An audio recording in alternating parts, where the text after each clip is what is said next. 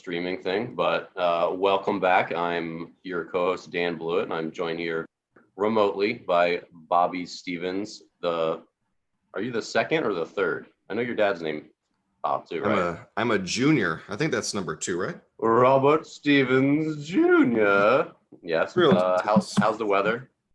It is. Let me look out the window. It is overcast and looks real shitty out. Real terrible. Chicago day is overcast. My favorite thing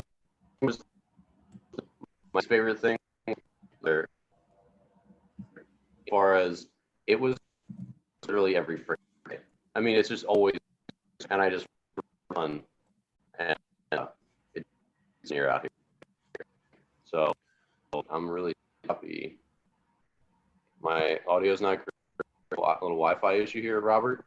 Hey, you're having a little Wi-Fi. I'm gonna have to carry this show today, so I'm ready for that. I'm ready for all that. We're gonna.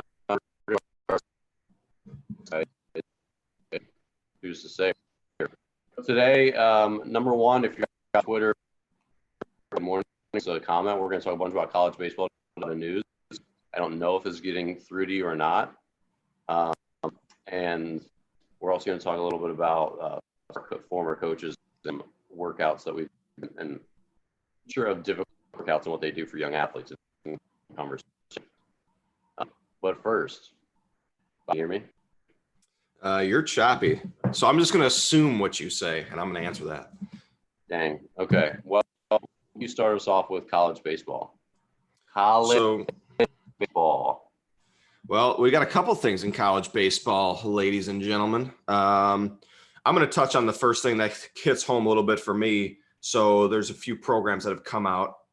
Bowling Green University and the MAC, which is a school I played against often. Furman, I don't know if Furman University. I'm not quite sure where Furman's at. They both have dropped college baseball as a sport. Sounds like a few schools are considering it. One of them in Chicago State University, has tabled vote until June 22nd, I believe, to determine whether or not baseball is going to have a place on that campus going forward. And it seems like there's discussions on other schools making cuts, schedule alterations for college baseball, but the Chicago State one is really hitting home. I'm good friends with the coaching staff. I know a lot of the players. Yeah, I have a player as well. Well, a couple actually that I know. So I think I know a lot of them have entered the transfer portal, and my feeling on it is just how irresponsible it feels that they are waiting until June 22nd to make a decision on this and leaving all of these kids, including the coaching staff, just in limbo of their future. And I just don't. I can't for the life of me figure out any justification for waiting that long on a decision, because it seems like a decision has already been made and they want to table that until it gets to the point where all these kids transfer and makes it easier on themselves. I don't know. What do you feel, Dan? I mean, we obviously both have college baseball backgrounds. I hate to see college baseball take a step back in some of these schools, but this one feels wrong, as opposed to how Bowling Green and Furman did it, where at least they give the kids some time to find a new home. You never want to see baseball dropped, but this feels just utterly mishandled, in my opinion.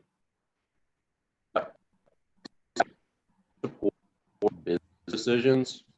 I'm not going to over for creating. Some of them need to not exist, and I'm going to hear them. But it's widely known baseball doesn't make money; it loses money. So, my internet is stable as far as I know, Bob. So but might be you. It's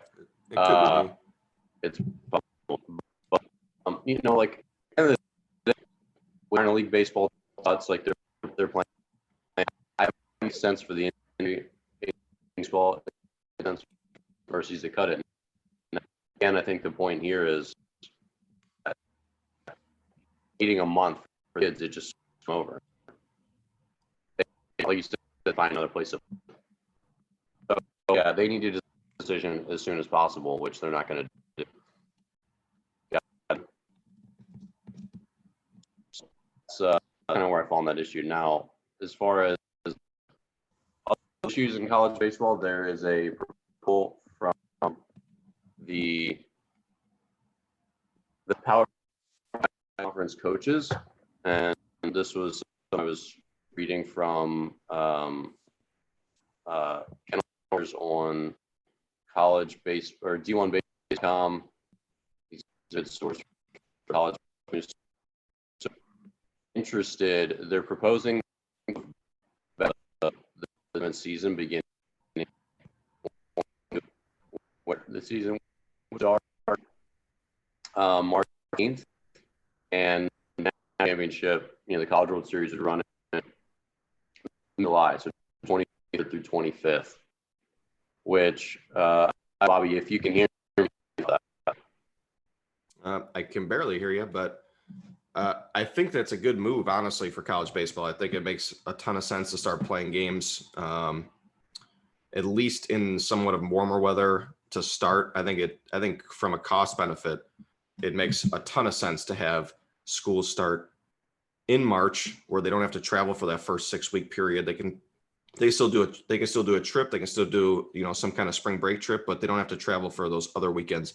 So I do like the idea. I think it's going to have some negative pushback from some of these college baseball leagues. And I think it's going to have some negative effects that have yet to be seen or yet to be realized from, maybe just from a draft standpoint, recruiting standpoint. There's going to be a lot of things that intertwine with moving a season back, but I don't see the negative for some of these Power 5 schools that draw 3,000 to 4,000 fans every game at their, on their college campuses. Well, I think it's weird summer in baseball because I think my tenure in college, we only played 2 tournaments where we were playing after the season was done, and it felt really eerie being with no. So I like the kind of hustle and bustle of it's a college on, and I'm college baseball, but for that, especially if you're a big smaller school, I think it's really eerie and weird being on campus for 2 solid months with your feet and having silent practices and your games with so that's about it. I think it makes sense moving climate for northern hemisphere, half of the country. It's absolutely miserable baseball in March, and then about RC programs right? Wi-Fi. So I'm not really sure. You're out there, we're struggling. On with college football, it's just one of those things where it's hear what's best. I think in a warmer climate most of the year is probably a good way to. And we can. I don't know, Bob. How do you feel about it? Well, I didn't catch much of what you said because you're choppy, but I heard warmer climate, and I just think it makes.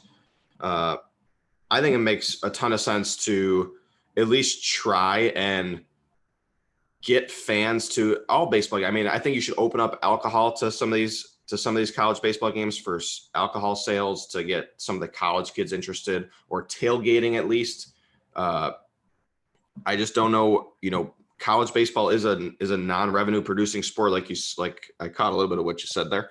I think if they have to do something to either put a jolt in the arm of college baseball or bring baseball to the forefront, and now seems like the best chance to do it. I mean, with the shortened season and all the changes happening because of the situation in the country here, I think you have to, at some point, make a decision on whether or not, if you have to make a decision whether or not baseball is worthwhile sport to have at the school, you've got to give it the best chance to succeed. I do think one of the negative effects is a lot of these colleges do rent their fields out in the summer as part of a revenue producing stream, through tournament companies. And I know we play a lot of tournaments Northwestern University over here, UIC, some of the smaller colleges, the NAIA schools and the D3 schools in the area have their fields going 7 days a week to high school youth teams. Not only does it help recruiting, but it also helps. Bobby, can you hear me now? Hey, Dan, there we are. Why didn't you tell me that I was on the wrong microphone this whole time? I probably sounded terrible. Dan. Thank you to all of you on YouTube, Kevin and everybody. I had the wrong mic selected, and this is really Bobby's fault because you should have heard that I sounded terrible. The hell do I know? The whole time, you gotta have your co-host. You just hung your co-host out to dry, man. Well, at some, this is my fault. This is my fault, but I'm gonna do a Donald Trump and blame it on you. So it's good for sometimes you need a little taste of your own medicine. I had to leave you out, in a feeling for 11 minutes there too. No, thank you to those of you on YouTube. That's one of the perils of doing the show live. Like when stuff goes wrong, you're just like, well, hope it goes better for the next part. But thanks for the suggestion about the mic. This mic goes through my audio recorder, which then gets routed into my camera, which then gets routed through HDMI into a cam link into my computer. So it's a nice convoluted system that gives us this beautiful picture. But I just had the wrong one selected because of the podcast I did yesterday. I actually have 2 secret podcasts that I'm on as a co-host. So anyway, all right. So we're back. Congratulations, Bobby. You have a co-host again. I was a little worried. I felt like if you got disconnected, this thing would have went south real quick. Well, it should have still worked on my other mic. Anyway, so college baseball, I just think I think it's a good thing moving forward starting in March because it's absolutely miserable playing. Like my first college baseball series was in Norfolk, Virginia against Old Dominion. This was the year after Verlander left.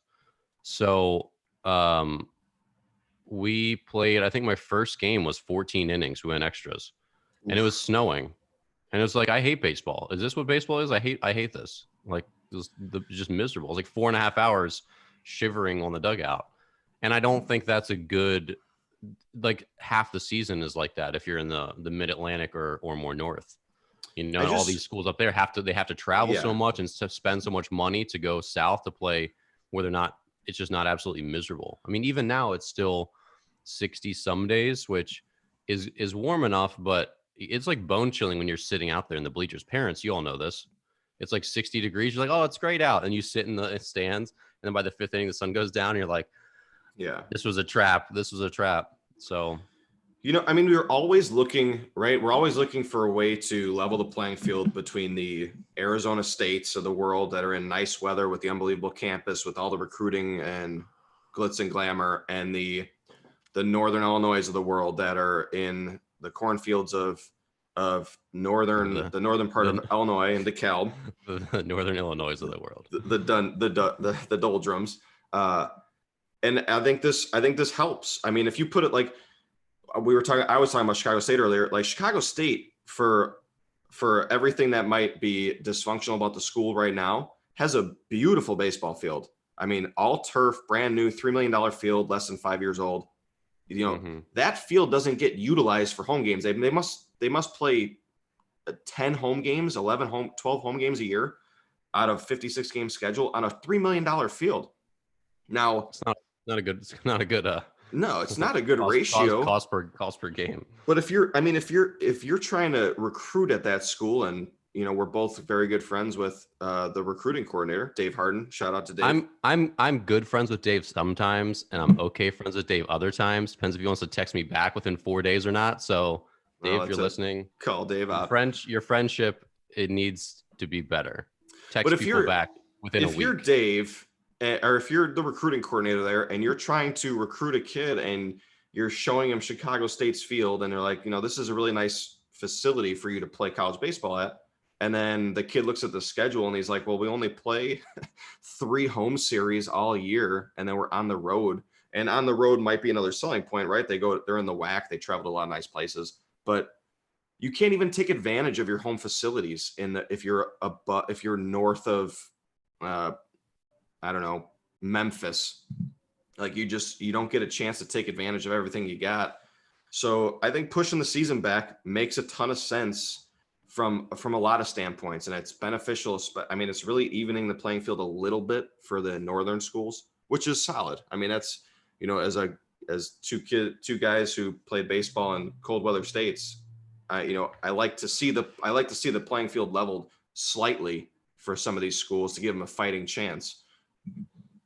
A fighting chance. Like the fighting Redbirds. But this is a good transition. I want to transition, Dan. We're going to switch to politics for a minute. No, Bobby. All right. How do you feel about our president not wearing a mask? All right. Here's my stance on lots of things that end up being political. I'm very pro your ability to choose. So, like, if I had the choice to not wear a mask, I would personally choose not to wear a mask in a lot of situations. So I'm okay with it. I think the optics are good. He's portraying a little bit of confidence. We talked a little bit off air about it.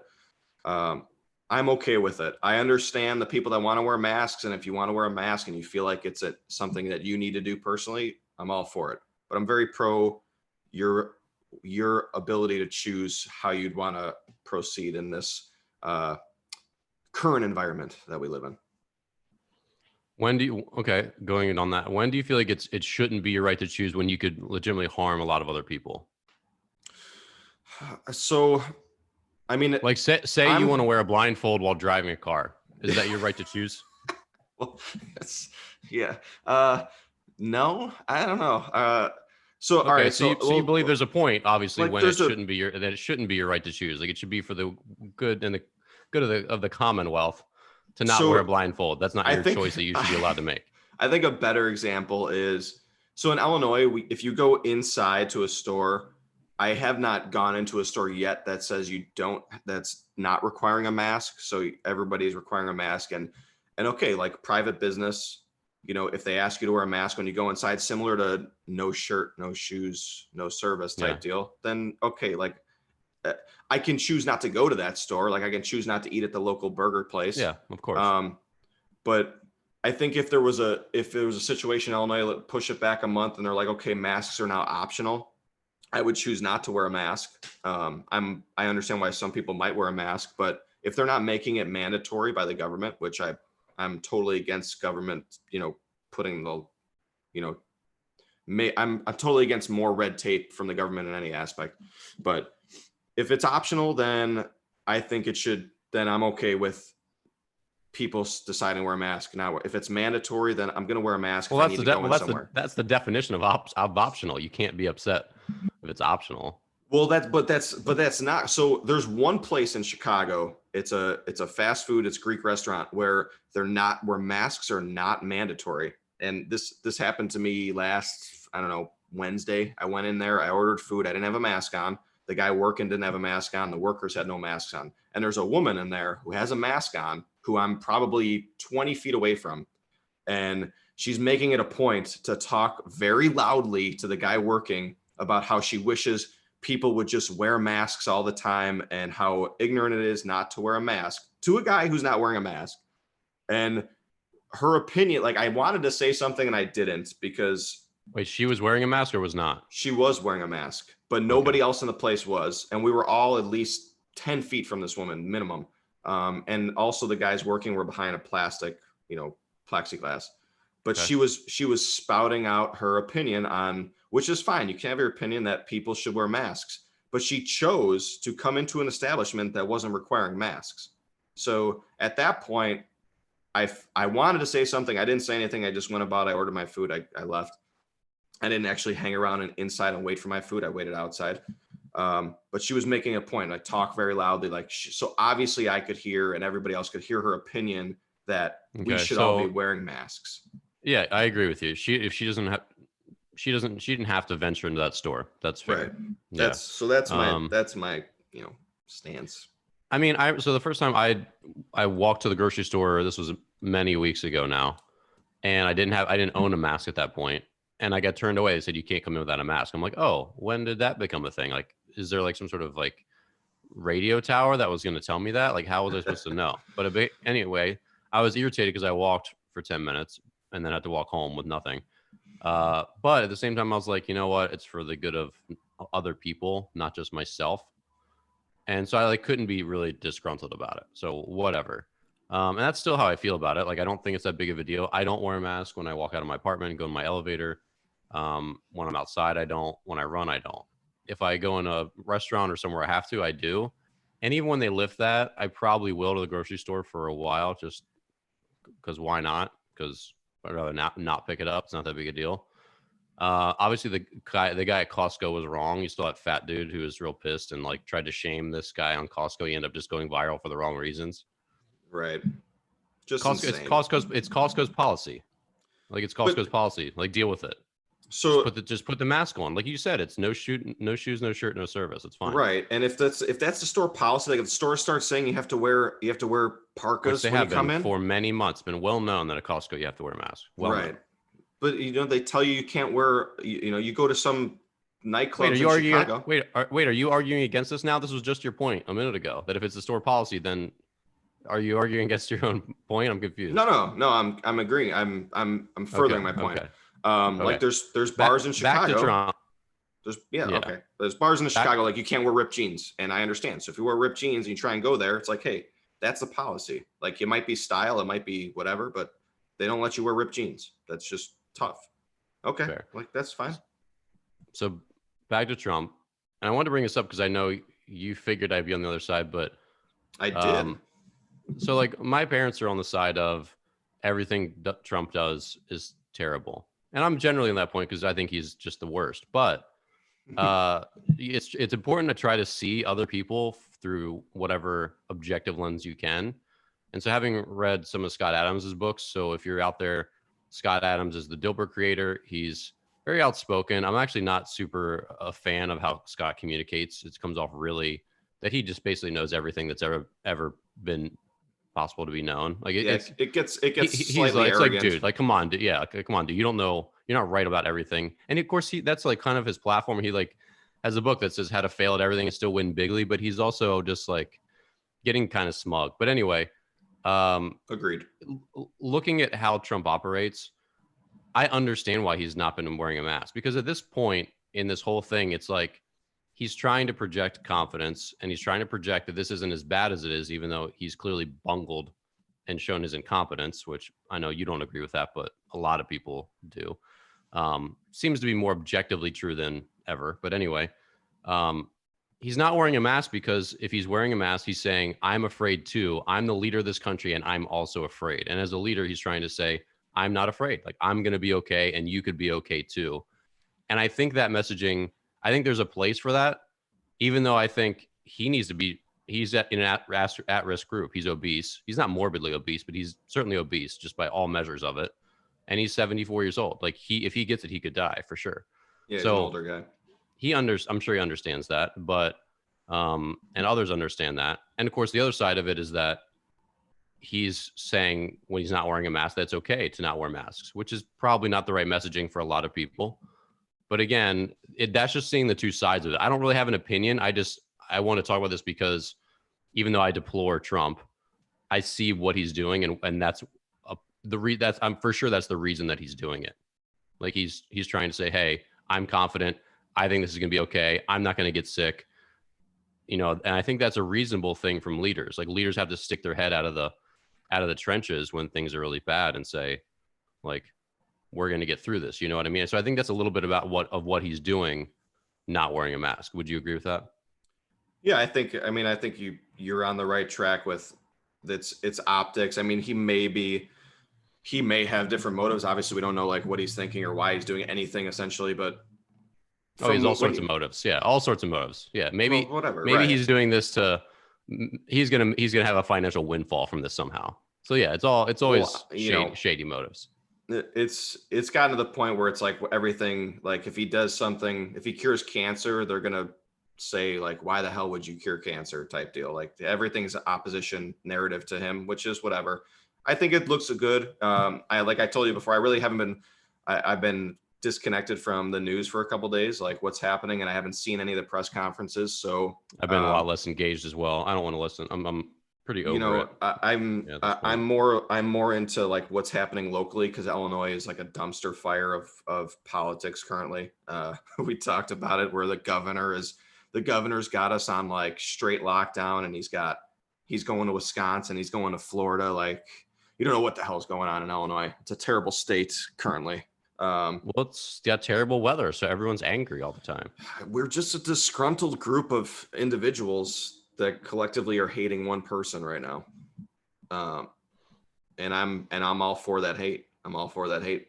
But All I right, want to so transition back moving on. into, Yep. yeah, I want to transition back into something that Illinois specifically has put on the table, I'm hearing, and that's moving the high school baseball season to the fall. Basically starting it when football starts and ending it sometime in mid-November. What do you got, Dan? What do you think? How is that going to Illinois. work? How is that going to work with kids that play football? That's the question. So football would flip to springtime and supplement for baseball season. So they would Why? flip flop. So like, okay, so why do that? Why are they Like, debating? what's the doing reason? that? What's the reasoning? Yeah. I think the main reasoning is weather. Football, like they're playing. I mean, football, it's not going to make a difference because they're going to start in the cold and finish in the hot. But baseball, at least you're starting in the warm weather and finishing in cooler weather. Similar to, I mean, it mirrors more of the MLB season, which I think makes sense. So they're going to probably get going like end of August, like as soon as school starts, and just finish up like I think end of September, or no, wrong month, or probably beginning of October. Yeah, so I think they're going to start practicing beginning of August, similar to how football starts their camp. Mid-August they start games. They run for 2 months to mid-October, and then you've got basically 4 weeks of playoffs. So if you're playing towards the end, is 2 months enough? that's what they do now. So they start mid-March, go through mid-May, and then they start playoffs. So, but yeah, but that's the thing. Like one, November is going to be bitter cold. Again, Illinois is like the worst state for weather I agree. in the history of mankind. So I don't see how you're playing baseball mid-November. I mean, you could, like, sometimes it's like okay, but it could also be snowing. It could also be 20. So my counter to that is the 2 weeks in November would essentially be the last 2 weeks of the state playoffs. And those state playoffs are played at bigger venues. And if you go similar to where you were at in Bloomington, like if you go to Bloomington or even Southern Illinois, it's pretty warm still into November. I'm not saying unseasonably warm, but it's in the 60s, 50s, 60s. You could play baseball in that. That's wrong. I'm for it. I'm for it. That's just incorrect weather data. No, look at weather.com. Weather.com. Well, I'm going to. However, yeah, I don't know. I mean, obviously the first half of baseball season in Illinois is miserable. Like they don't play any games from March to April because they're just rained out and snowed out and sadness from the colded out. It's just like they don't get a lot of baseball done. So I get that. So you're kind of trading. Is the back end really cold, or do we lose all of our games early? Because it doesn't rain a lot or snow in August, September, and in the first part of October. So that I think that it makes sense. Like they're going to get a lot more games in fast.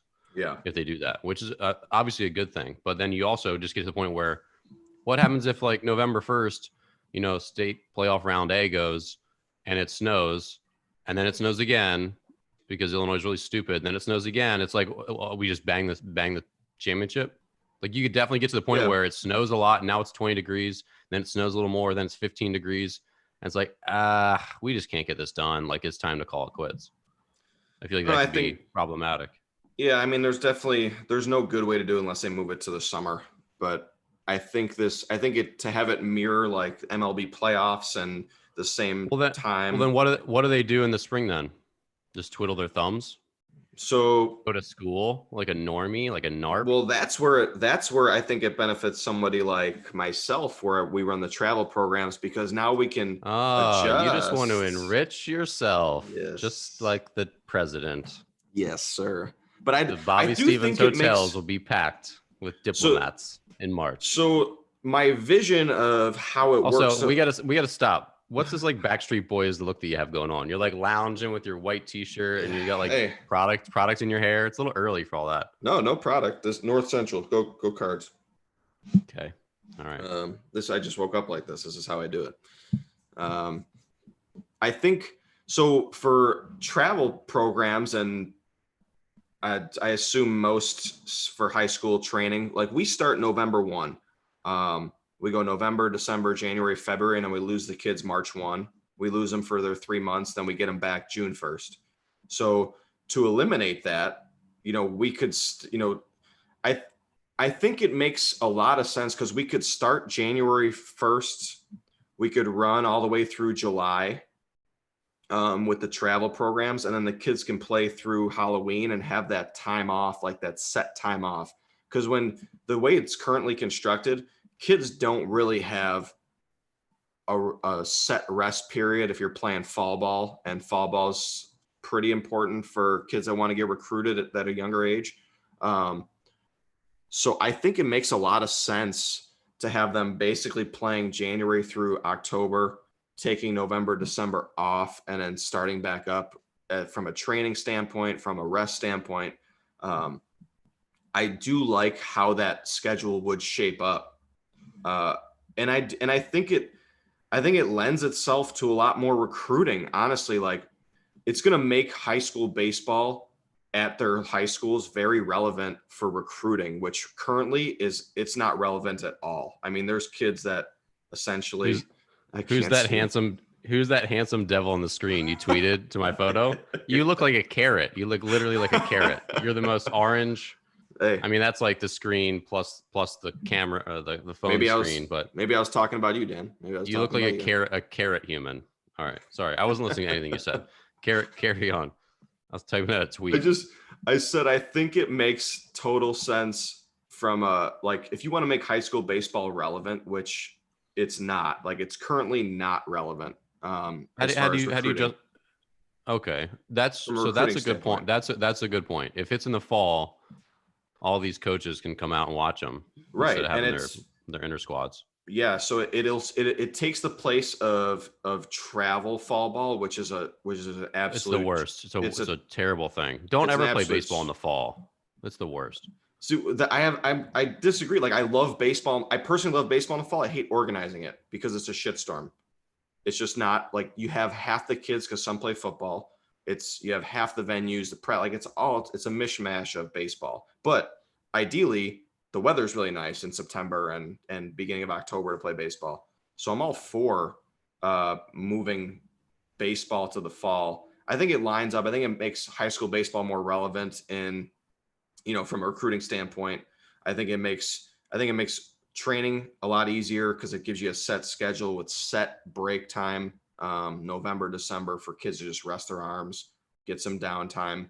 And they basically start up in the summer. So they start up in warm weather, like Memorial Day for travel ball. And you kind of bypass all that crappy weather. Arms get hurt. How do you handle all this crappy football lifting? They're playing football all the time. They're being run like crazy.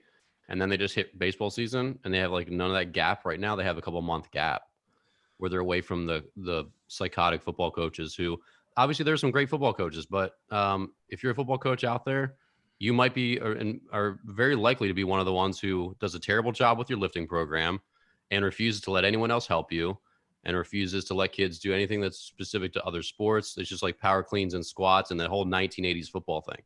So there's still a huge percentage of the football coaches in high school out there who do an awful job with their strength and conditioning, are completely controlling with all of it, they have no objectivity in letting players do what's good for them for all sports, for them as a whole athlete. And they hold these kids hostage. So you have to be at every practice. You have to be at every lifting session. You have to do a million power cleans and these terrible, poorly supervised, barely even taught how to do a squats and deadlifts and all their benching. So now they're doing all that the entire spring. And then they just jump right into baseball season. That seems less than ideal if there's no gap. Right now we have a 2-month gap where we can, get kids in December and January and in February into shape, and they have bullpens and they have structure and they have arm care and all this stuff, which that losing that gap I think is problematic. Yeah, I think it's not a perfect system by any means. I mean, the perfect system is to have no football players playing baseball, I think. And I'm not advocating for that. Well, unfortunately, so if this was in the Northeast or something, or the Mid-Atlantic, probably less problematic because there's just so many more talented players in a condensed area and so many less small schools that less kids make their varsity other sports teams. Like if you're a basketball player, you're playing basketball. In Illinois, there's so many small towns where they're playing 3 sports. There's just no way around it. And you're just not going to shake that. So that's a problem. Yeah, I mean, it's like I said, no perfect solution. I like personally the way it lines up and the look of it. Whether or not it comes to fruition, probably a long shot, I would think. But it has been in talks for more than just the last couple months. It's been in talks with the major conference, the Catholic League in Chicago, where, I mean, if you know anything about Illinois sports, I mean, the Catholic League dominates all sports. They're a very powerhouse private school centric conference that big in football, big in basketball, big in baseball.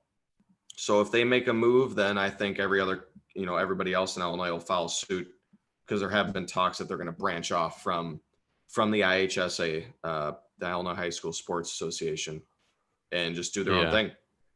So well, Kevin from YouTube is saying that, and he always has some very thoughtful comments. He's a dad we've connected on Twitter, that they should just shift forward a month like the college baseball is proposing and finish their season, in July. That seems like a good solution, because again, it solves that football gap problem that we were just talking about. It solves the weather issues. So here's the devil's advocate for me with that is high school sports. They like to keep it within the school year, if that makes sense. So if why does it have to be? So I mean, I think it matters a lot more for like the outgoing seniors. I think you lose interest from those seniors if it gets into the summer, because if they are baseball players and you get into June, July, like those kids are gearing up to go play college sports, like go play college baseball. What does gearing up mean? They're at home, like playing Call of Duty? No, some of them them go to Call of Duty. Whatever they're playing, whatever games they play. Call of Duty is the big one. Call of Twitch, is that a thing? I'm not Twitch of Duty. War of Twitch Duty. I don't know. I'm just combining stuff. They do Candy Crush? Is that a thing still? Twitch Candy Duty Crush. But I don't know. I mean, I think that's not really that big of a deal. I feel like that can be. Yeah, I mean, like, selfishly, it would take away from again summer baseball, like travel baseball. Not that it's the end all be all.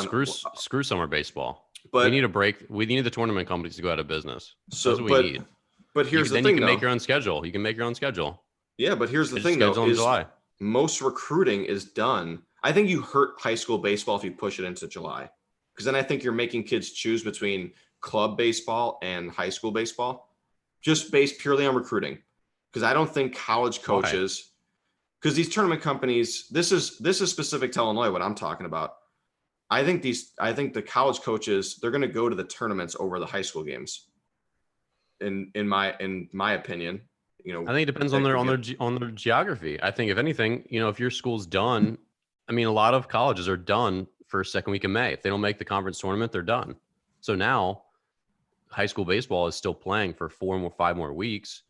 They can go see, Bobby slap hitter in wherever in Illinois. They can get in their car instead of having to go to these big stupid tournaments, because like we talked about before, that at these big stupid tournaments, they still have to know who they're going to see and why they're going to see them. They got to plan it out. Yeah, so but you're talking about a big bunch of high schools in an area. Yeah, but you're talking about a big congregation, and that's assuming that some of these colleges only recruit locally. Like most of these, like D1 schools are national recruiting, whether they're getting kids from all states or not. Like they're looking for the best players they can find. So that's fine. But I think you're going to make them to recruit local. They get in-state tuition. It makes things a lot easier. And just because they haven't recruited as much, maybe locally, because they can get national, maybe this allows them to say, hey, recruiting locally makes a lot more sense, because I can drive to 3 games today and be back home for dinner with my family rather than I have to go spend a weekend in Indianapolis and watch a bunch of kids that were in the area anyway. But you're talking about driving to 3 games when that guy can see 4 games simultaneously at a tournament. I'm not What do you mean advocating simultaneously? Plus, because again, he can watch the shortstop hit on field 1 and then walk over to field 2 and watch a half inning of the Army wants to see. Yeah, but that's a big assumption that those kids are all playing at the same time on the same clover cluster of fields, which they're always not. Like, what are the odds that he wants to see Bobby Stevens and you're playing at field 3 and I'm pitching on field 2 and we're right behind each other at the same time? That never happens. It's not, but it's if really you're what you there, have is a group of kids that can't tell their right foot from their left foot. Then on the other field, you got a group of kids that are just destroying everybody, and you watch them for a little while, but their best pitcher's not pitching. Then you go over there, and you got kids eating dandelions, and then you got a bunch of mediocre kids everywhere else. Like most of the kids are just not that good. You know as well as I do that when you're at these tournaments, I mean, coaches are pretty friendly at all levels. So they come up to your dugout, they ask you for a roster, and they say, who should I watch? Give me a recommendation. So if that's how recruiting is done for some of these schools, just some, and they're not identifying. We didn't get that very much unless they were already following us. So we would get that a lot at the bigger tournaments, the Indianapolises, and you get a handful of coaches that come over and ask you for a roster, and they, hey, Bobby, who do you think? Like, who do you got here that I would be, I'm North Central University or college, North Central College, Division III in Naperville. Who do you got for me? And I'd be like, all right, well, watch the kid pitching. He's 80, 81, whatever. You tell him a little bit for 2-3 minutes, and then maybe he marks those kids down and watches them. I mean, then that's fair. But here's the thing. When's your first tournament most years? June, first week of June, second week of June? Call it June 1. So you're only pushing it back 3 weeks, but now you're giving the colleges a lot more weeks to recruit in high school season, because the gap between May 15th and June 1st was only 2 weeks prior, and then kids are done baseball in high school. But now that week extends another 2 weeks, so now it's 5 weeks, and colleges are done. So now they have 5 actual weeks instead of basically 0 weeks, because previously high school is done and college is done, and there's just a gap. I just think pushing it back. Yeah, I think pushing it back forces college coaches in June and July to choose whether or not they're going to go watch one specific high school game or a handful in a day. It just doesn't seem like it's binary to me, though. Like, it's not like, oh, I can't go see this kid because they're still seeing kids. They're still seeing human baseball players. Like, what's the difference? But if you're recruiting by volume, like if you're going where the most concentrated number of kids are, you're going to go to the tournament. You're going to go to a bigger tournament. And that's not to say that they're not going to individual games, in smaller tournaments, but for the most part, like there's a reason we as a program, and when you guys had your program, would go to Indianapolis where there's 25 fields in one spot, because there's a lot of coaches there. I mean, you don't go because you like Indianapolis or the northern part of Indy. You go because there's a lot of coaches there, and maybe but as we discussed on our other show, they're not really plugged in unless they already know you're going to be there. They're not just randomly running around and watching random kids. They're just right, they're but not that's really part doing of. that. But to not go there would feel like a disservice to the kids that we have. But screw feeling like a disservice. Tell them what's up. Again, like this is what we talked about. But you do tell them you got your carrot makeup on, and you're going back on what you said the other day. No, I just think you're making college coaches decide to come, like if you gave them a choice, like go watch a high school game or go to a big tournament where there's a bunch of teams, I think they're going to go to the big tournament. That's just I don't know that for a fact. But here's the other thing you need to remember is that those tournaments are only Thursday, Friday, Saturday, Sunday, Thursday to Sunday, whatever. It's only half the week. Now, because high school baseball is still going, they can recruit the other half of the week. Or high school baseball could be encouraged to load their games up Monday, Tuesday, Wednesday, Thursday. Not that they really would. But college baseball or high school baseball? High school baseball. Yeah. It's still like, because there's baseball going on, there's half of the games are now available to them. Yeah, I mean, the discussion we're having now, I think, is the reason you don't do it, because there are two sides to this right now. And if you put it in the fall, like I like the idea of moving it to the fall over moving it into July as it currently stands. Because if you move it into the fall, you have less of this back and forth about which is the better situation, because you get the best of both worlds. Take weather out of it. you're getting the best of both worlds from a timing aspect. College coaches can come see summer how they normally see it, and they can come see in the fall. So I like that model. Obviously in Illinois, the weather is going to be a factor, and Indiana and Michigan and some of these states. But I mean, this is something that might be specific to Illinois. I just like it as a model in a vacuum. I know the weather doesn't cooperate all the time. Whereas if you move high school baseball back 2 months or a month and a half and it goes into July, now you're forcing kids to choose maybe. And I think you're making college coaches choose maybe. So that uncertainty, I think, makes it more appealing to just move it to the fall. In a perfect world. Moving on. Bobby, what was the hardest workout you ever did in college? We had a thing called pushing wood. Basically, we're in the football stadium where the weight room was at, and there's the ramps going up, up the side of the football stadium into the different levels. That's all concrete, and you had a 2x4, and you had to push the 2x4 up the wood. So, oh God, it was terrible. I don't know why it was so incredibly hard, but you had to keep the wood on the concrete the whole time. So you're basically like hunched over in like a bear crawl position, but you had your hands on top of the 2x4, and it was a punishment. Don't get me wrong. It was not part of the workout. How do you feel about punishment running? I think it serves a purpose, but I don't know. I mean, I'm not for long distance running. I'm all for short bursts of speed. So I prefer bear crawls as punishment because I do them currently, and they're very entertaining. Okay. There was a tweet floating around that like some kids that, like some baseball practices started back up recently, and their coach like ran them a bunch to see who was in shape and who wasn't. And then there was also like a coach was like running kids to punish them for missing ground balls, like on their first practice back. And this got passed around the Twitter sphere a lot. How do you feel about these things? I mean, there's no feel there. How is that a measure of being in shape if you make your 6'3", 230-pound first baseman run 3 miles? Like that kid's not in cardio shape, or even if he's in the best shape of his life.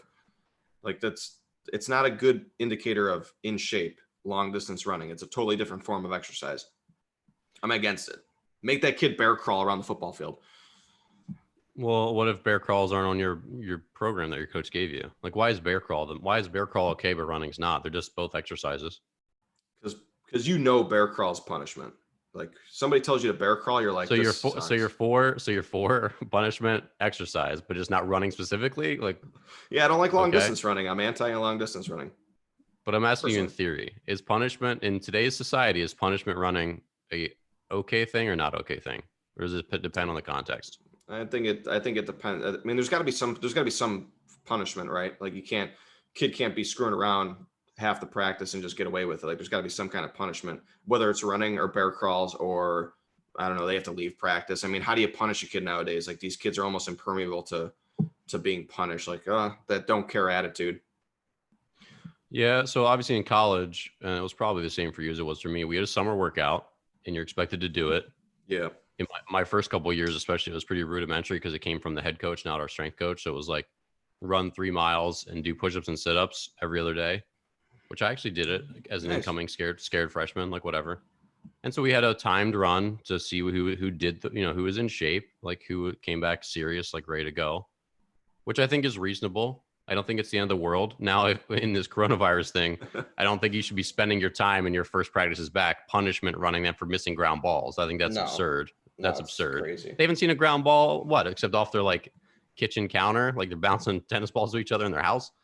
But the punishment running, I'm sure a lot of coaches have said, hey, here's your at-home workout to do, kids. Make sure you're still working hard so you can hit the ground running when we get back. Yeah. And then they do a little running test to see who's in shape. I don't think that's the most unreasonable thing in the world, but you also don't need to run them into the ground.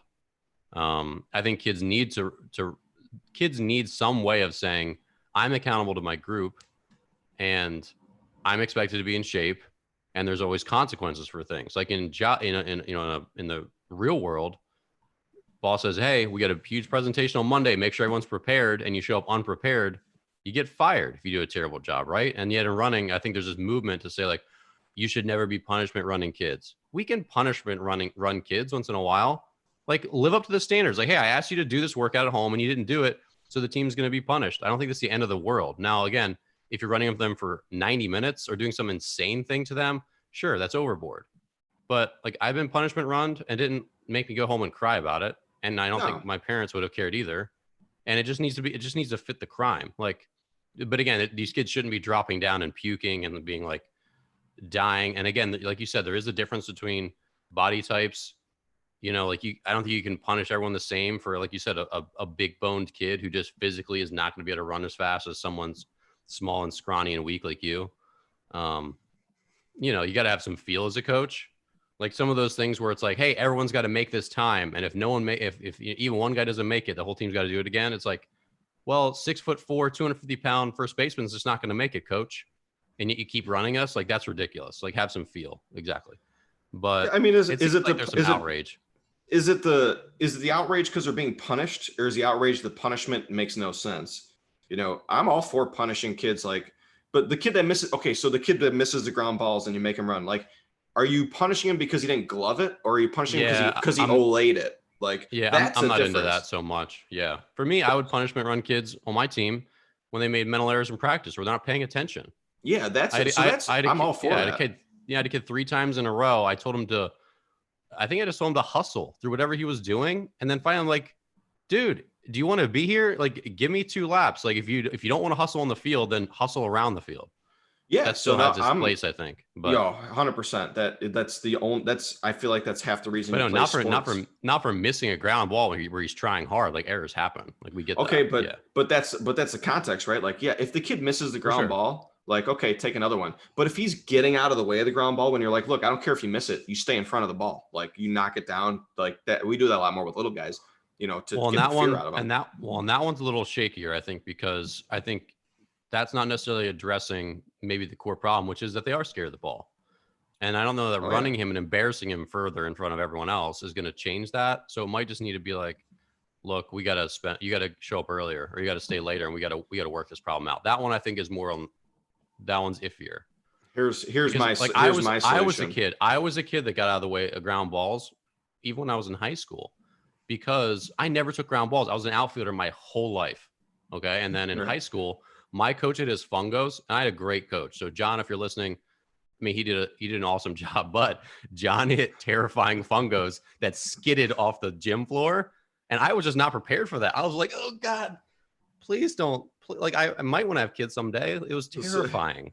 I just didn't have the skills. So I needed someone to like say, hey, Dan, I see that you are like a pretty good athlete, but you're a little baby about ground balls. Do you want to show up early and maybe like work some of this stuff out? Because I just flinched on in-between hops. I just flinched. You know, if I could, I would try to read it. I was really good at trying to read it and try to get the big hop or the short hop. But if it was an in-between hop, like Dan was bailing because I just didn't get the reps for some reason as a kid. I loved the outfield. I was good at it. I just didn't get the reps in the infield. And so I just had that flinch. Even in the pro ball, dude, I was embarrassed taking PFPs off the mound. And I was like, Dan, you're going to keep your head down. You're going to wear this in the teeth. You're in front of all these other pro guys. Don't let chart. It was the same thing. And I finally kicked it.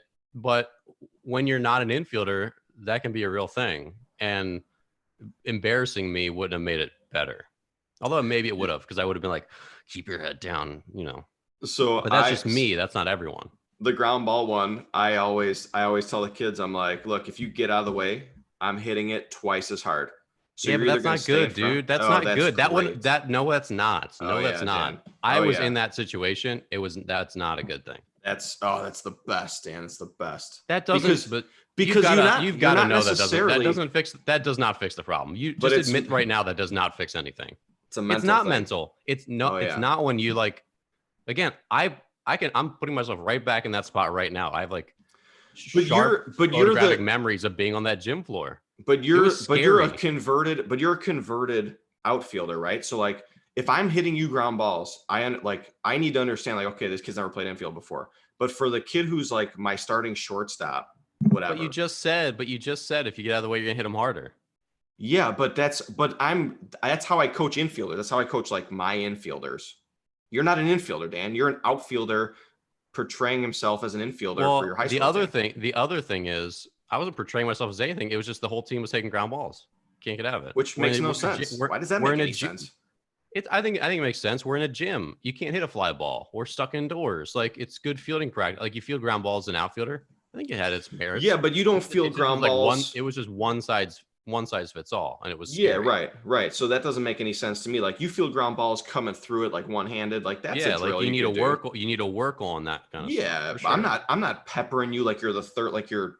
But you just said baseman. That you would if you missed it. You did literally. Those are just words. But yeah, I do that for my infielders. Like, I'm not making my outfielders. I'm not doing that to my outfielders because it's not what their job. Their job isn't to, use their footwork to get around. Their job is to field the ball. In case their job is to stop the ball in the outfield. I mean, and field it. Same thing. Let's just be honest. The whole reason I do it is because I love to pepper fungos at children. Like, just full go, full swing. Like, the fungo's lighter, man. You can move that thing. It's like good bat head speed. You know what we should do? You know what I should do if I had any friends here in DC is have a fungo golf tournament right now. You could social distance in a fungo golf tournament. I go all over DC. Imagine the holes. Imagine all over DC. The whole pop it off the George Washington Monument. Who's going to stop you? You got to chip it onto Abe Lincoln's lap. Oh, man. Over the water into Thomas Jefferson's little thing. What's the reflecting pool? You got to clear the pool. Clear the reflecting pool. You got to skip it on this. You got to skip it. You get like a plastic ball or something. You got to skip it off the pool. Dan, I'll be honest. You for sure get arrested. You couldn't do that. Like, these are national. You can be in the park, but you can't be hitting fungos around other people. I'll be honest. It would be a legendary fungo golf course. This is the best idea you've ever had. Probably ever had. I mean, honestly, DC is very cool with parks and monuments and statues, and like, I enjoy the city, but I mean, that's a big course being down the National Rectangle. It's unbelievable, Corey. The National Mall. You could pepper the aeronautics. I call it the National Rectangle. I don't like using the word mall because it makes me think of a shopping mall. Right. You can buy stuff there. There's also a circle in the center of the city called Logan Circle, but there's also Logan Square in Chicago. So I mix it up literally all the time. And Logan Square. That's by me. I just call it Logan Shape now. So is there a Logan Square? I'm never wrong. No, there's all circles in DC. Well, there are some squares, obviously, but what's interesting about DC is that there's some parks that are just basically homeless encampments, and others that have none. And I don't know why there's the difference, but it's an interesting phenomenon. So I feel for the homeless. I mean, it's interesting seeing them so regularly. Like, I see them literally every day on my walk. It doesn't matter where I go, you'll see homeless in DC. Oh, no doubt. So I'm certainly not. I think about their plight every day and just like wonder who they are and how they got there, and it's a sad thing. But also just wondering out loud, like, why they can camp some places and not others. Some places are very permanent, like on the sidewalk. There's one big tent that there's been a tent there since I moved to this coast again back in August. And just the ordinances are interesting to me. I'll probably just chat with a cop about it one day, just out of curiosity. But with your mask on, with my mask on. You know what's interesting? I was just talking about this yesterday because I do concrete work, in the summers, and I used to work with a kid who was homeless, who was younger than me. He wasn't homeless when he worked with us, but he had a period of time where his parents kicked him out and he was homeless. And he would talk about panhandling, like he would do it in Lincoln Square, a little bit further, like north of Wrigley in Chicago. And he would say on good days, he would make $150 panhandling. Just how old was he? So at the time I was probably 29, 30. He was probably 25, 26. He was a few years younger than we are. But I was, it's interesting how he ended up there. Like, I talked to this kid, nice kid, like, not by all accounts, if you saw him, you wouldn't think homeless, but he said his parents kicked him out. So he would try and couch crash and he would just go panhandle. He didn't get a job. He'd just stand outside and ask for money by the train station. And he's like, on good days, I'd make, $140, $150. He's like, I'd go to Lou Malnati's after and eat, and people in there that were working there saw him eating in there, and they're like, what the hell is this? Like, we just got off the train. You were asking us for money. Now you're in here ordering $40 worth of food. It was just interesting that like that's a good amount of money in cash per day, like 150 bucks. Well, and that's probably not common. But that's these guys, and that's also, unfortunately, that's a sad story in that that's what he's spending his money on after that, rather than like, no, for I sure. gotta get, like, that's not a good thing to do, to spend drop 40 bucks on your meal afterwards. But the fact that he made that kind of money, I mean, that's well, and that's the other thing about coronavirus right now is no one's giving anyone anything. no. It's another tough aspect of it, because I mean, especially in DC, it's very tied, the coronavirus, to socioeconomic status. You can just tell, like, the areas of DC that it's affected by are the poorer wards, where people are a little more, are closer together. And as I walk out, like when I go for a walk later, right across, like not right across the street, but there's, like, I was watching them yesterday. There was a group of like 15 people all on these outdoor tables, just like playing dice or dominoes or cards with each other. They're just like sitting, and some have masks on, some have their masks pulled down. It's like, okay, this is clearly not helping anyone. I went to the dentist. But the point is, I mean, a lot of these people are homeless, or they're housing insecure is the term, I think. And those groups, because again, they're still like around each other all day. That's why it's spreading more there. Whereas if you have the means to stay inside, it's not so much. So it's funny. Again, it's funny about the masks. It's a sad situation. It really is. They pull their masks down. Like I was at the dentist, and obviously I didn't have a mask on because I was getting my teeth. You gotta cleaned. have a mask on when you're getting your teeth cleaned. You gotta have your mask on. So the dentist had two masks on and a plastic like welder's shield, and I couldn't understand a word this guy was saying. And he's talking, and I'm like, dude, you could take it off if you're comfortable. I can't understand what the hell you're saying. Like, you're asking me questions, and he's 5 feet from my face, and I couldn't understand a word this guy was saying. I'm like, look, man, either gonna stop talking, or he needs to back up, take it off. I don't remember a word my dentist ever said to me. Right. Well, he's asking me. He's asking me questions like, "Does this hurt? Does this hurt?" But I couldn't understand him at the time, and he's just like, I looked like an idiot because I'm just like nodding, like, "Oh yeah, buddy. I don't know what Dr. Kevorkian. Like, I don't know what you're saying." Why don't you just use your words, Bob, and just say, "I can't hear you, sir." I did. I was like, I can't hear you. And he's like, he said something again. I was like, I don't know. Like, I felt like an idiot. I'm like, I don't know, sir. Yeah. Like, I don't know. Well, that's a profession where you're all up in their mouth. Like, you're definitely going to get it. So they got to be pretty well protected for sure. Being a dentist, can we talk like? I don't want to talk about dentistry. No, I don't want to talk about dentistry. Is there a word? It's more. You got to dig in someone's mouth. It's like podiatry. Like, who? Why? I don't think it's the same as podiatry. But like the most disgusting, much more objectively gross than teeth. Although teeth are. I remember hearing this story about these like Nordic, like seamen who had like this green slime on their teeth. Seamen, men who are out at sea. Idiot. Okay. Hey, yeah.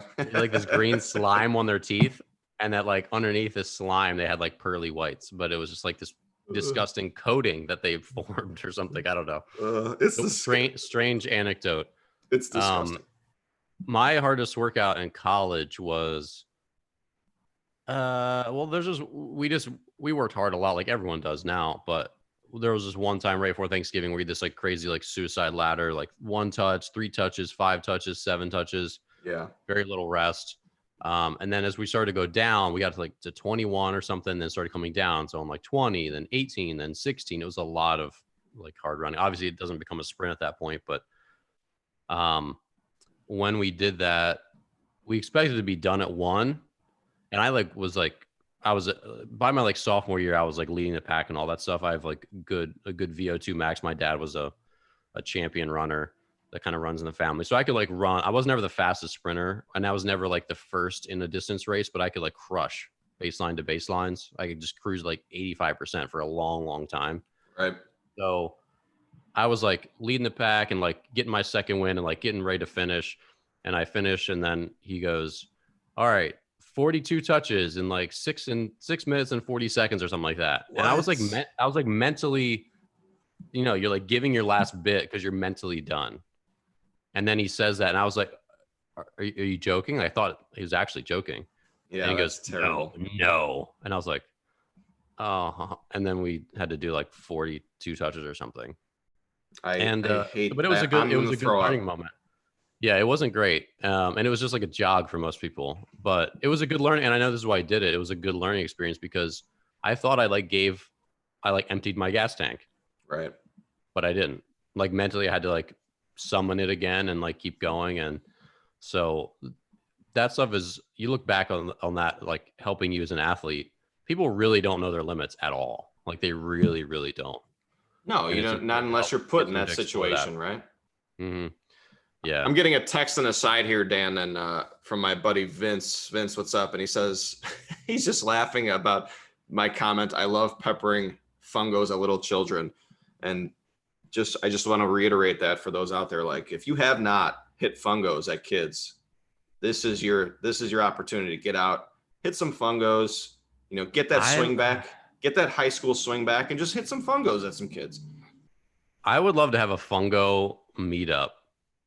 Because I'm a good, like, certainly there's people who have more pop than I do, but I can hit a fungo really damn far and really damn high. Like I'm a really good fungo hitter, like out like fly balls. I pride myself on it.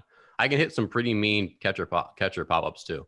That's a difficult task. That is a skill. That is an absolute skill. I got it good. It's the toss. It's got to be almost behind your head, and you really have to know how to get into your back hip and go up and get it, to quote Richard Skank.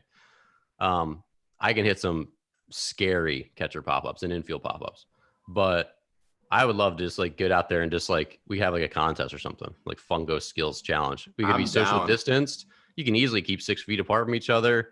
Just get out there and just whale balls. Just bring in the. We can do it. You and I can do it on Zoom. We could do this. We can go outside 9 a.m. Well, all right. Well, that makes no sense, but sure, we could do it. It'll be fun. So if you're a coach in the DC area which I guarantee there's no one probably listening who fits that bill, let's go hit funga somewhere. Maybe there's a greenhouse. Maybe there's a greenhouse. My dream field would be there'd be a greenhouse like just over left center, where if you hit it really, really well, you get it out of the ballpark and then it shatters into the greenhouse. That's my life goal. Or a huge warehouse, like a Camden Yard style warehouse. And if you just the farther you hit it, the higher up window you can shatter. That very like underrated. That's like a dream. Camden Yards, very underrated big league park. Aesthetically, it's not underrated. It's beloved. It's underrated. I mean, like it's not underrated. People that know ballpark construction, Camden Yards was like the archetype for a long time. When they were constructing new ballparks, they were considering how Camden Yards did it in their designs. It's unbelievable. It's well known in the architecture side of it. Yeah, it is great. Little known fact. The warning track at Camden Yards is artificial, like rubber. Did you know that, Dan? Yeah. No. It's not dirt. That's got to be new though. Newish. There's 10, no way it's been like that forever. 10 years minimum. I haven't been there in 10 years, so I know that's what it was when I was there. I love Camden Yards. I love the Orioles logo. I used to have. I need a new black Orioles hat. I don't have one at the moment, or it just got so grimy.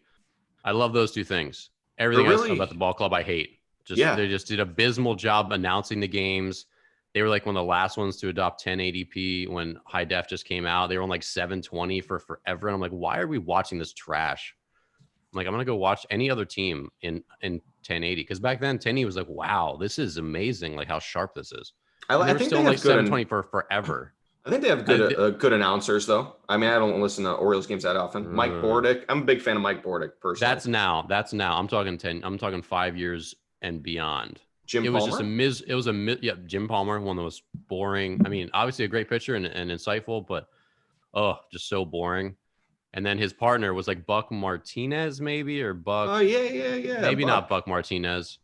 They just did an abysmal job. It was the most boring, terrible to look at ball, like with a mediocre to terrible team. Everything about the Orioles just sucked, except their logo and their ballpark. So good mascot. That's why I'm not on board with the Orioles. They do have good outside of their baseball playing. Everything else is good. Like the logo, like you said, they have a great mascot. Logo, great ballpark. Yep, love the Orioles mascot. I do like where the stadium is at. Like I've been around the stadium. I like that area. If you want to get murdered, you have a great chance. Anywhere downtown Baltimore area. It's a rush, Dan. It's a rush. You wanna give a mugger your money? Which do you want to share your story, Bobby? So I just recently, I'm changing facilities. I sold some facility equipment. So I had a lot of cash in my backpack with my computer and all my business related documents. This is last Friday, a week ago. So after we did the show, I go down by the lake, or I go do my stuff. I sell some stuff. I go to the lake, got my backpack in my car, lock my car, go for a run, come back. I was gone for about an hour. Backpack's gone, money's gone, just papers are all over. My car is just a disaster, which it normally is anyways, but even more. And your car's a Jeep Wrangler. So how do they get into it? So I would, from the passenger side, like I don't know how, I didn't see it obviously, but I would assume based on the paint chipped off right on the side, like above the handle, that wedged it in there. And you just got really loud. Sorry.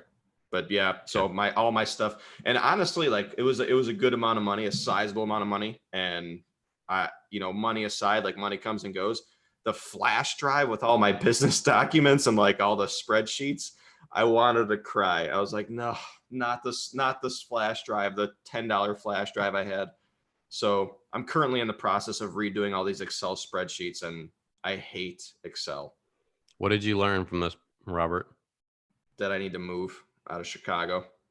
Why don't you have all that stuff in Dropbox or something? You got to have some redundancy, man. I do. So that's the thing. Not that you need someone to come down on you for this, because that's rough, man. But. So that's the thing is I have it in my OneDrive, but I didn't have updated stuff because I had just gotten a new laptop. So like I wasn't currently saving the stuff to my OneDrive. It was just going into my flash drive. Basically, long story short, I hate whoever this person was. And I'm on a vigilante investigation currently, seeking out. I assume you filed a police report? Yeah, I filed a police report. My homeowner insurance does not cover it, unfortunately. Really? Yeah, they only cover a small amount in cash, and the deductible would more, it wouldn't make any sense.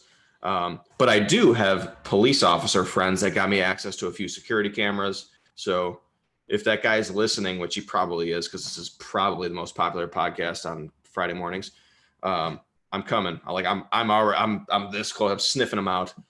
I just can't believe you left that backpack in your car, though, even for a second, man, with the amount of money you said it was in it. Yeah, I know. I can't believe I'm too trusting. I'm too trusting of a person, obviously. You have a Jeep Wrangler. The doors are made of vinyl. That's a tank. Vinyl. They're made of vinyl. Again, what did you learn from all this? Nothing. Oh my God. When Lucas Cook, who was on the show last weekend, or last Friday, my former business partner, when we sold a lot of our equipment, when we sold the business, we had sizable gobs. We got paid in cash where we were like, but we were taking bricks of cash. We had like multiple bricks of cash. It was scary. And we went home with this money and we were like, okay, where do we put you're not allowed to leave your house. Well, I took a little more than half of it. He took a little less than half of it because it didn't divide exactly equally. But like, you cannot go out and do anything. You leave this staying under your bed. Do not leave the house. No one comes over, and I'll see you at the bank as soon as they open at 9 a.m. Like it was a disturbing just amount of cash that we had on us, and it was like felt uncomfortable. So and I don't know. If you want me to put you in touch with my mattress guy to secure mattresses, I got you. Like that's exactly where everyone goes. They know that. I put it in my fake toaster. Now the loose floorboards or the vent that pops conveniently right off the wall, that's where you keep your cash. I think a good place would be if you could pull the outside sheeting, or like not sheeting is not the word, but like what do you call the outside metal of like your refrigerator? Like I'm looking at mine, it's like stainless. Yeah, you pull the paneling off your refrigerator, you could tuck stuff in there. That'd be a good gig. You must have saw that on Better Call Saul. No, I just made it up just now. It just seems like a good hiding spot. No, I don't personally hide cash, and we deposited our cash like we're good, normal taxpayers. Like we didn't want that much cash on us. Ugh. So No, But no, cash is- I wasn't going to leave it in a vinyl doored vehicle. That's the only thing I was not going to do. Oh, did So- I mention that my Jeep has no top on it and no windows either? No, that's not true. Well, But vinyl, normally- it's just like, oh, I have a knife. I'm in your car now. I own this car now. No. That's It's how it got works. the hard top and the hard doors on it. It's not summertime in Chicago Oh, yet. you have your hard doors on. Okay. Yes. Like a normal car. Like almost it's like a golf cart with real doors on it. Okay. Well, then I take back the admonishment. I apologize. Thank you. a norm, but still, I would know. I would have kept that on my person. Yeah, I'm currently looking at Oregon's sale to recoup the loss. I got two kidneys. What do I need both of them for? It seems greedy. That's true. It's funny. Before we wrap up, I'll share a personal story. In college, because I studied philosophy, we talked about the ethics of lots of different things. I really enjoyed my philosophy, my ethical classes. One of which was, hey, there are lots of people every year who die waiting for a kidney, right? On these wait lists. And everyone has two kidneys where it's well known, you can give away a kidney, your body will pick up the slack and it'll do the job just fine with one. So the question was, why don't so many more people give away their other kidney and help these people who needlessly die every year?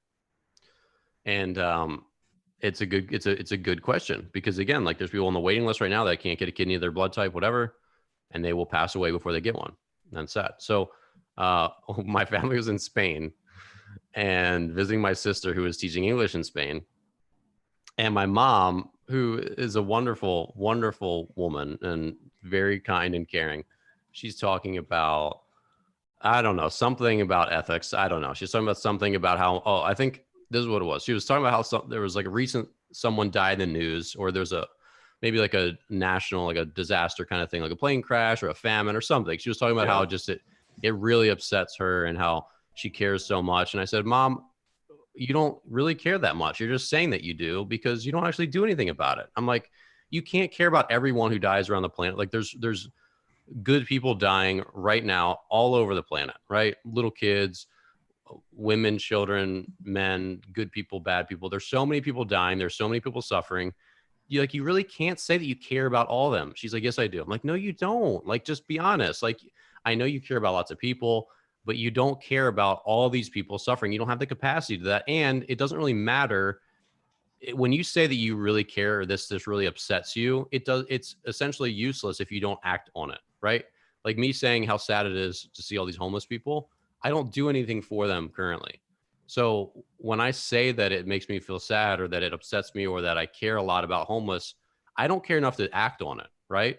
Like, I think you could rightfully call me out on that and say, well, if you care so much, why don't you do something, Dan? Which is a valid point, right? I think it's valid. Sure. When you actually care, you act. So I said, Mom. How old are you? How old are you at this point? Like 24, 25.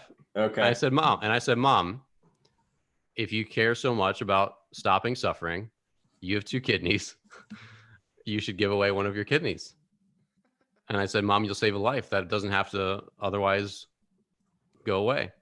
And she said, you know what, Daniel, I will. And I think like a year later, she was like, you know what, you're right. She's like, I didn't do it. And it was like a big process and kind of painful and kind of scary. And she just didn't do it. So this is not a knock on my mother. She's an amazing human. It's really just me being that you're that jabbing at her son. Well, I do, and this is what I jab about with you. Like, again, I was just gonna say like that. I try to be balanced and not just take Trump because I do think he's an objectively just awful human, but I try to be on both sides of things and like see things as clearly and objectively as I can. And so like I take those jabs at other people just for logical consistency, because I'm like, look, Mom, if you really care, then you can do this. Is the thing you can do to prove it. Right. And it's so funny. It's so funny to me. My mom helps so many people. She ran a nonprofit for a long time. She runs a new nonprofit. Like, they got their stimulus check. My parents gave it away to a local food bank. Like, they're amazing people. So this was me just being that ornery child. Just Dan. This is peak Dan. And I love that I can that your mother and I have this bond, this unknown bond, because I feel like in that moment she was how I am. For those of you watching this, and if you're not frequent watchers of this podcast, you should be.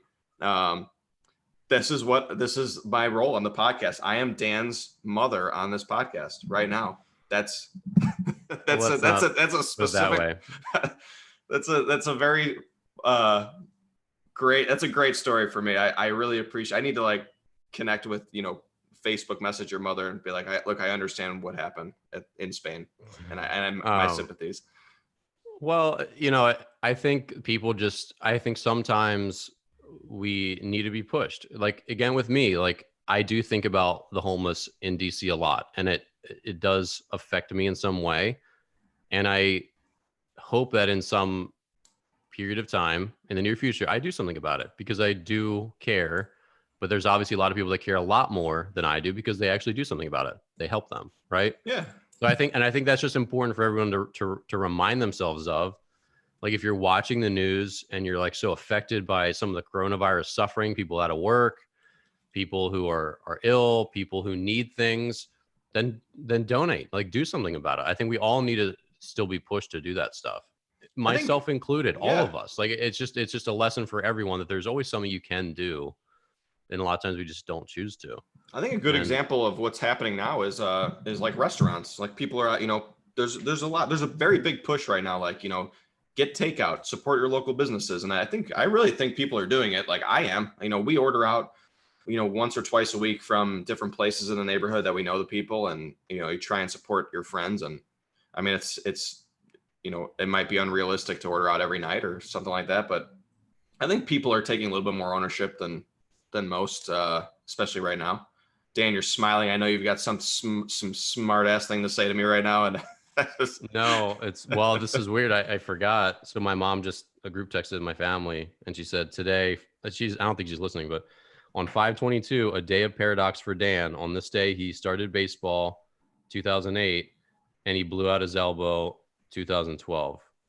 So, thinking of you, she put 2 frog emojis, because that's my spirit animal, Dan. So, little does you know that Dan's auctioning off one of her kidneys on his podcast this morning. Yeah. Well, so I didn't realize today is May 22nd. So this is like my 4th of July. Do you know what May 22nd is, Robert? Well, according to your mother, is this your first elbow surgery, or not surgery, but the day that you found out? May 22nd, 2008. I was on the mound in our conference tournament in college, and I blew my elbow out and came out of the game in the 6th inning with 2 outs. 2 years to the exact day later, I made my pro debut, and I went 5 2/3 innings before getting pulled. So this is monumental. This is too monumental. It's a eerie coincidence. It was a big day. That was the day I rose or I fell and I rose again. So May 22nd. You're like Jesus. This is your Christmas. You're Jesus. Yeah. Well, like I said, it's a really strange coincidence. It's a unique coincidence, and yeah. So it was a big day because it was so strange. And I've told the story in a previous podcast, and it's in my book. But yeah, I made that start in Evansville, Indiana, and I came out of the game and I was like, man, it's like that same time of year. Like, this is like the 3rd week of May. Like, that's the same time as the conference tournament. Like, the last time I pitched competitively, I'm like, I wonder what that day was. So when I got home and I checked on my laptop, I was like, the exact same day. And I went the exact same amount of innings, 5 innings full with 2/3 or 2 outs in the 6th. Strange. So, and the last batter that I faced, who I couldn't get out, like, I was trying to get the 3rd out and get off the mound because there were like 15 scouts in the stands, and I was throwing well, and I didn't think I blew my elbow out in that game in college. The guy who he had like an 11 or 12 pitch at bat against me. I couldn't get. I'm like, dude, just ground out. He ended up sneaking a ground ball down the 3rd baseline for a double, and then I had to come out. I had to like do this and come out of the game. He became my teammate in 2012. A guy named Steve Marino, and just a strange. I didn't know that either. So we were teammates. I'm like, we get to know each other. I'm like, wait, you went to Stony Brook? I'm like, were you there this year? He's like, yeah. I'm like, were you there when we were playing in the conference tournament? I'm like, he was like, yeah. I'm like, what position did you play? He's like, third base. I'm like, it was you. You bastard. It was so weird. I mean, he's a great dude. It's just funny coincidences of life. But and oddly enough, I got in an argument with a teammate from the Jersey area over 9/11 with the same thing in 2014. We were just sitting in the clubhouse. It was like game 94 or some random day, and he was, or maybe it was in September. Maybe it was September 11th because we were still playing the Atlantic League at that point. But he was just saying like, oh, 9/11 changed everything. And I'm like, what did it change in your life, Ryan? And he's like, it changed everything. I'm like, what did it change in your life? Right. And the answer was essentially nothing. And I'm like, look, man, it was a tragedy. Like, I get that. I'm like, I feel like people say things that they just don't mean. I'm like, did you do something different? Did you go help out? Did you donate money? Did you like change your I'm like, aside from like airport security, 9/11 was a tragedy, but most people, it didn't affect their life at all. Unless you lost someone, you like something happened. And that's an unpopular take. I get it. But I was just, and I wasn't like trying to stir the pot. I was just asking him, like, you say it changed everything. What did it change for you as someone who lives in the general area? And the answer was essentially nothing. And he didn't like that. He didn't like have to think of it that way. It got pretty heated, understandably. I wish I was there for that. I know you do. But, and I didn't do that often. I think he and I were like, we would kind of jab at each other, but it was just like one of those things. It's like, dude, it's a tragedy. Like, objectively, so many people lost loved ones. It was such a heroic thing for so many people, but for most people, like, their life went on the same. And that's what this whole thing is like. You feel, everyone feels this like empathy for other humans, which is great. But a lot of times it just doesn't lead us to act when we probably should do something about it. Like, we all could do something more. And I think we should be pushed to do that. So anyway, I like my kidneys currently. So, well, it's a thing, like, yeah, like, why don't I have the guts to donate my kidney? Like, we're just I'm saving them for a family member. Like, what if my dad needs a kidney? I gotta give him one. Yeah. Well, it's a scary thing. I mean, it's still a major surgery, even though it's a quick surgery. I mean, it's still your body you're getting cut into, and you could need it later on. You get hit with a baseball in the kidney and lose one, and that's it for you. Oof. If you don't have the other. So would I get it back? Could I get it back? Then you're on the list. No, well, no. If you don't have if you only have one kidney and it gets hit and injured and fractured, I guess they have like a hard kind of consistency. Apparently, you can fracture. One of my friends fractured his kidney in baseball when I was a kid. He got ran to first base, got kneed by like the first baseman, and it fractured his kidney, and he had to have emergency surgery, almost died from it. But if you only have one and it gets injured, like, I think you just die. I think that's it for you. But couldn't I get my kidney back? Like, couldn't my dad give it back to me? Then he dies. What? What are you talking about? What happened? Like, you gave him one, and so he only has one, and you have one. You're like, hey, Dad, give me that back. That doesn't make sense. What are you saying? Like, I mean, hey, what's eye for an eye? Like, help me out. I just helped you out. I gave you, give me it back. Oh, you got 10 good years out of it. Now give it back. Not the way. It's like borrowing somebody a shovel. All right, Dan. Okay. Well, this is. So before we wrap up, we have wide-ranging Friday. Go ahead. Well, before we wrap up, we have to give a shout out to our unofficial sponsor, Jepson's Malort. It's probably a little too early for me to have a few drinks of Jepson's Malort, but I will be partaking later on today. So, Mr. Jepson, if you're listening, I'll be seeing you a little bit later today. Dan, you've got some at the house. Don't be afraid. It's almost noon there. It's almost 12 o'clock. Yeah, might as well just pack the day in, right? Just get after it, huh? We support our sponsors on this show, so the other potential sponsors listening, like we really, to be clear, they're not a sponsor, just so we don't get in trouble. But unofficial, they would never sponsor us, but yeah. So thank you for listening. Thank you for helping me with my audio issues earlier, just me being careless. But Leave us a review on iTunes or Spotify if they do iTunes or Spotify reviews. I don't know. Anyway, we'd really appreciate a review. It helps us out, helps grow the show. Subscribe on YouTube, and we will see you back here on Tuesday for Morning Brushback. See ya. Say goodbye. Goodbye. Bob. Goodbye. Have some manners. See you Tuesday.